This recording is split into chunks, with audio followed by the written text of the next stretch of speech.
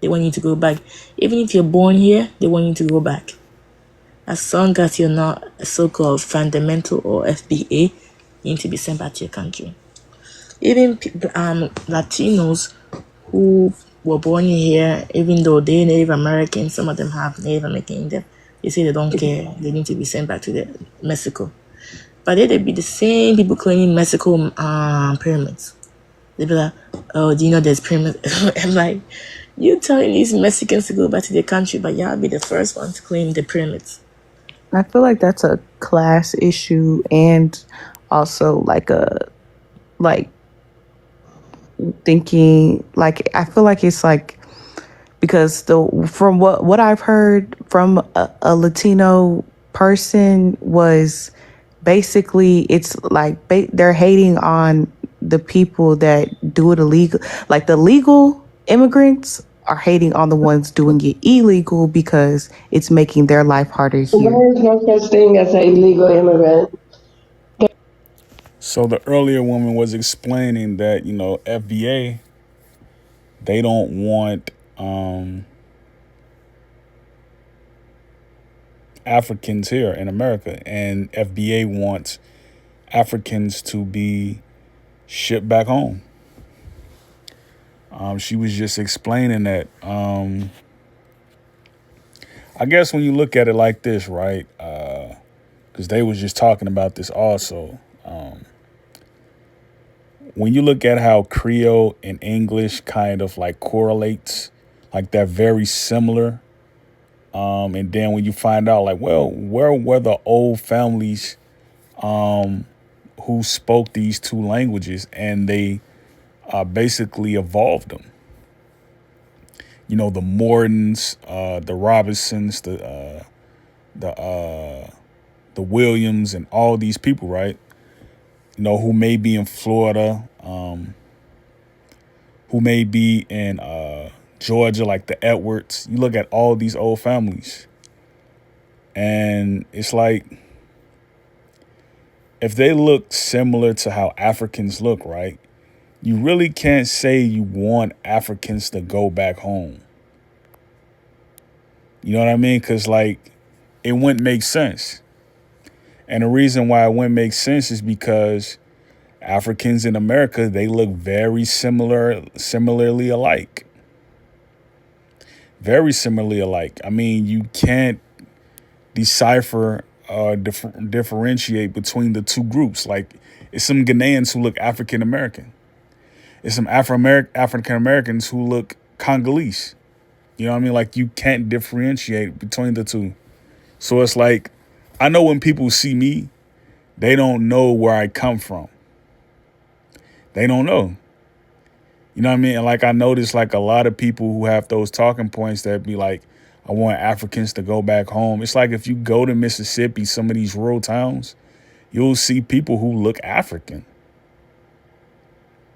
So I don't, those talking points, like, they shouldn't phase the immigrants. They shouldn't phase the people who came over here from Africa, who are first generation immigrants. It shouldn't phase them.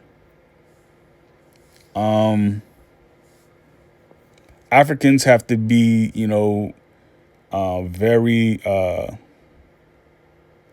tough-hearted about the situation. They can't let FBAs, get under their skin. They can't let FBAs tag them along and, berate them. They can't let them do that. They can't let them do that. Africans have to have the idea that, we started America. We formed America into what it is. Look at Africans today. They go out to Asia, they go out to Europe, and they go out to America. African Americans don't go anywhere, really.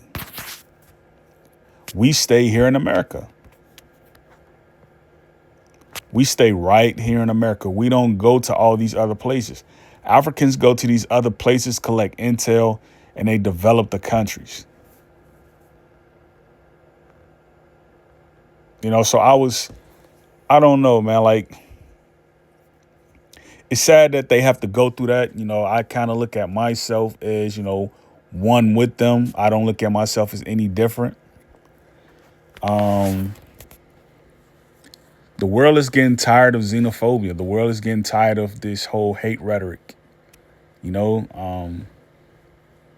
they're getting tired of it, you know? So it's like, eventually you're going to see Africans and Americans start to link up. You're going to see them start to take pride in one another's culture. And, you know, it's going to be a group of Americans who are just going to be left out. You know, because like America isn't going to deal with, or I should say Africa. Africa isn't going to deal with this whole hate, animosity that's kind of like, you know, out of nowhere, just kind of like unsuspected. They're not going to deal with it, you know? And like, I support them 100%. You know, like if you're going to have people who are going from America to Africa to be have dual citizenship, right? Those people might as well just come home. Like if you're going to be backstabbing and conniving, like to that point where like you don't want Africans to be around you, you don't want Africans to be on this landmass, like that's going to come back and it's going to collect dust. It's going to bite you in the hiney one day. That's exactly what it's going to do. Africans, like, we all share like culture in the sense that we all eat chicken. You know, for those who are carnivores, we all put the feather in our hair. And like, we're just getting into the computer age of computer engineering, computer science. So we're seeing this. We're seeing the AI generated images. We're seeing the camera shots, the still images from the 1900s. Now these things are coming to start passing form. People are starting to figure out like, wow, we do share the same cultures. And then you have to figure out who are all these old families that could connect us to these land masses. Florida, not far from Ghana.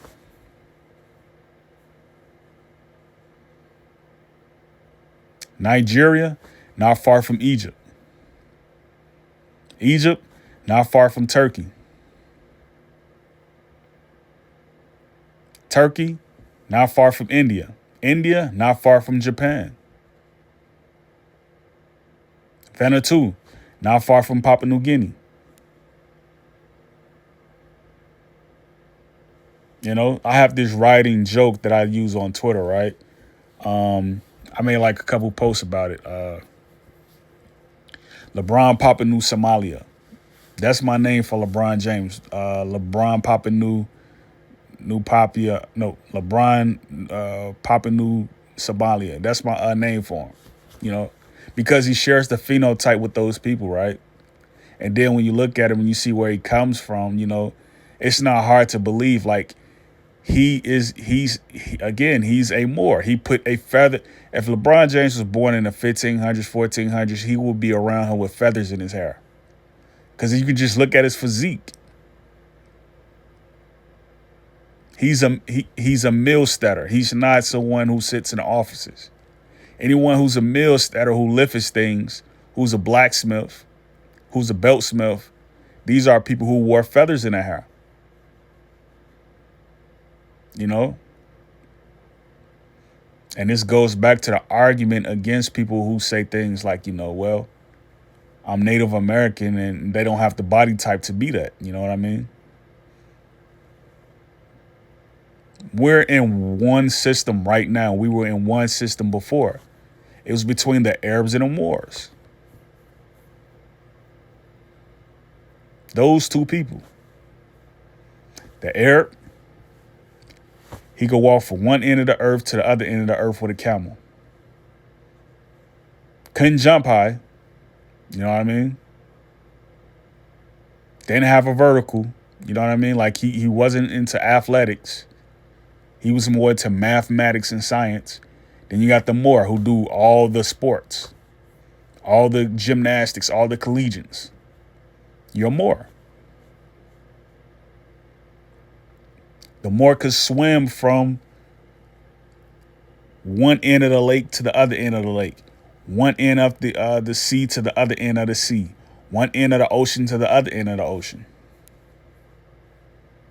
Like Americans, we gotta get it together, man. And it's like they gotta get it together because it's like we can't be here living along next to people who want to help you.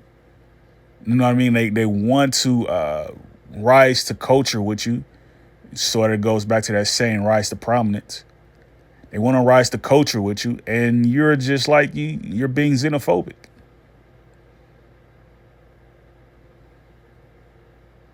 Like if you're somehow special, more special than us. You know what I mean? Like we know the history of Africans.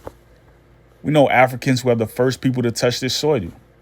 We know Africans put that hologram in the air, that moon. They put that in the air. They made it a crescent.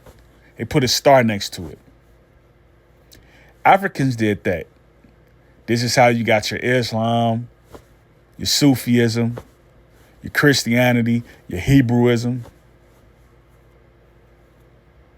We got to get it together, man. Like we can't be creating an environment out here where everybody is kind of like, against the person who did nothing wrong.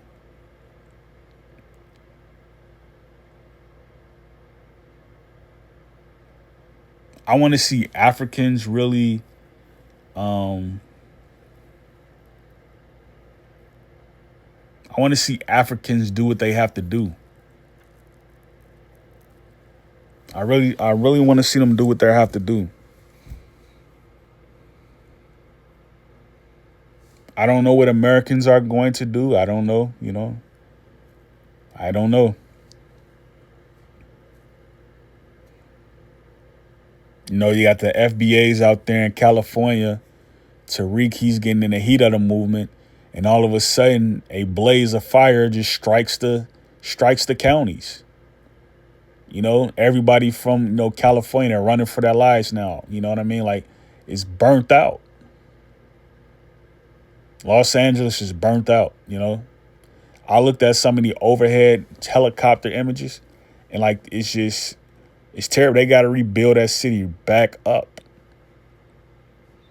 And no one's really talking about what just happened. So you had a terrorist attack in Louisiana. Then you just had a wildfire, a catastrophic event because it's global. It's related to global warming and climate change. That just happened in Los Angeles. What's going to happen after this? Then you got Trump coming into office. What is happening? That's $1 million settlement right there for every family. Forget what was affixed to the land. You just destroyed their natural residents, their trees. A tree is your natural resident. Who cares that the car got burnt up? You just burnt down a tree that's been standing there before you even got here. We use trees as our oxygen. And you burnt it down.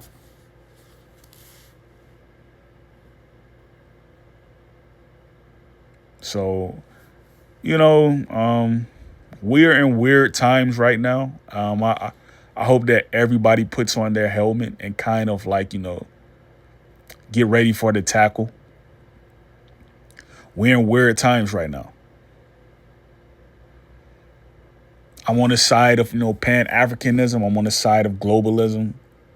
I want to see Africans do what they have to do again. I want to see it. We need to be focused on reclaimants. Like all Africans and all Americans, like they really need to be on one accord right now.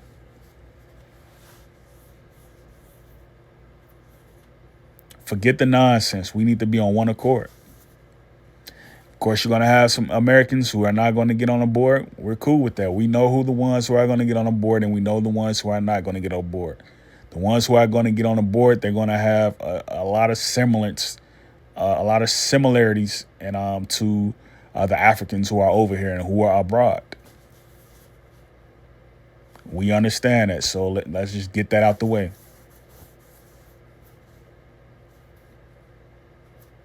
It's our time to shine, man. It's our time to shine.